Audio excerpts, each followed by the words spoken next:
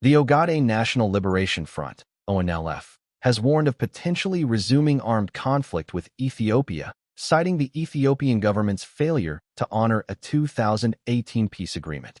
The agreement, signed under Prime Minister Abiy Ahmed's administration, included key promises to grant the Somali region autonomy over its resources, address historical human rights violations, promote free trade, and enhance human rights protections.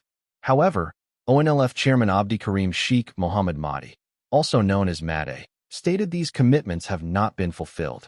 In an interview with BBC Somali, Maaday explained that the ONLF is exploring multiple responses, including military action, peaceful resistance, or renewed negotiations.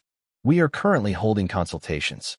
Our response could involve taking up arms, exerting political pressure, engaging in peaceful resistance, or resuming negotiations, Maaday said, highlighting the group's frustration with the lack of progress. ONLF, which fought for self-determination and Somali rights within Ethiopia since its founding in 1984, reached a ceasefire agreement with the Ethiopian government in 2018 following the promise of reforms. However, Maaday argued that Abiy's government has failed to follow through on these promises, accusing the Ethiopian authorities of intentionally weakening ONLF through a strategy of divide and rule. This accusation stems from a recent meeting between the Somali regional government and a breakaway ONLF faction in Jigjiga, which Maaday described as a tactic to undermine the group's unity. They create divisions by backing individuals who claim to have ousted the leader, and then they tell both sides, "We recognize you both, so reconcile among yourselves," Maaday added, stressing that such actions directly contravene the spirit of the 2018 agreement.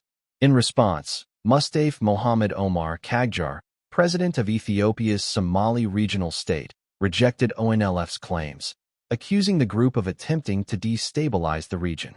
Kagjar dismissed allegations that Ethiopia had not met the terms of the 2018 agreement, asserting that the government had brought significant reforms, including the end of oppression and the expansion of freedoms. In the past, our people suffered from oppression and lack of freedom.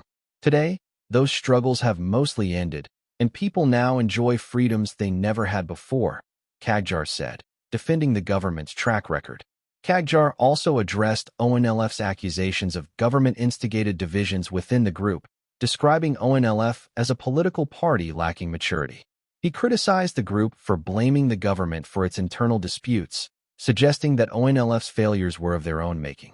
Freedom has led to some strange situations, like a political party blaming its rival for splitting them apart or an unstructured group demanding government funding, then threatening to expose state failures if they don't get it, Kagjar said, urging the public to better understand the political changes of the last 6 years.